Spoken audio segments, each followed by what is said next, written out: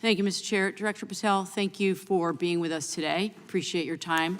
Let me say at the top, political violence should have no place in this country, and I strongly, unequivocally condemn the killing of Charlie Kirk last week. And this is exactly the kind of case that warrants a swift and thorough investigation by the FBI. What shouldn't be happening, however, is this administration's seeming attempt to exploit Mr. Kirk's death within minutes of this horrible, horrible assassination, dividing us even further without knowing enough about the killer's complicated, confused political ideology and the extent of his motivation.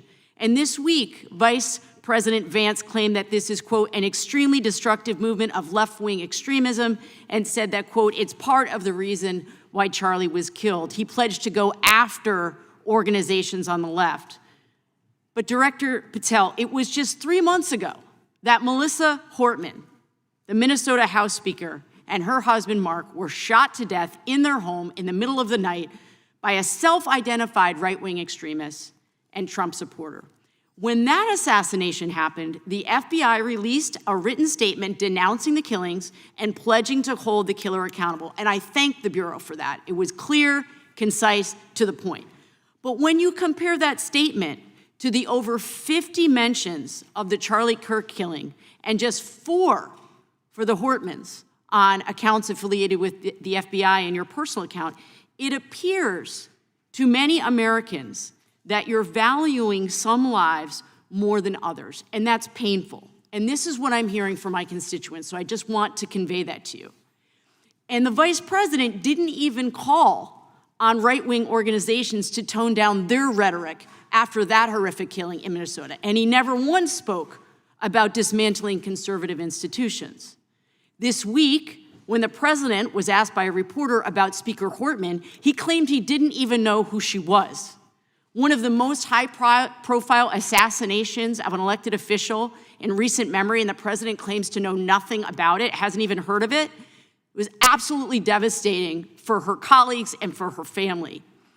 And I think we all can agree in this room that we have to stop this political violence. So my first question to you is, Director Patel, what is your plan as director of the FBI to turn down the temperature, especially in light of the fact that it seems like members of the administration are reacting to political violence based on party affiliation? What's your plan? I can only speak for myself and the Of course. FBI. And what we are doing is, I think I mentioned it earlier, we're following the money, because whatever attack you are describing, and they are all despicable, equally so, people need money to operate. People need money to conduct these attacks, to conduct these investigations.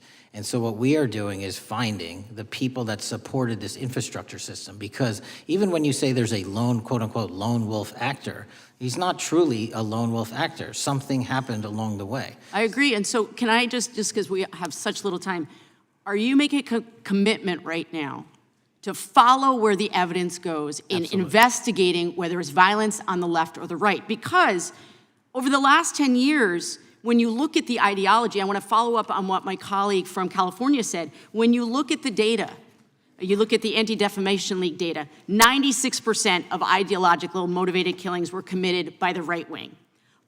When you look at the Institute of Justice report that she cited, it's 5 times the number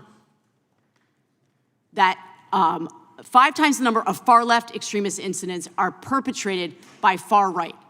And it's been reported, and she mentioned this, that as of September 12th, 2025, just 2 days after Charlie Kirk's killing, that the DOJ removed that report from the DOJ website. That's why Americans are concerned that there seems to be a separate system of justice, that if you are a Republican and you are attacked, you will get the full weight and authority of the FBI and this administration. But if you are somebody serving in the Minnesota State Legislature and you are assassinated in your home, that the response is different.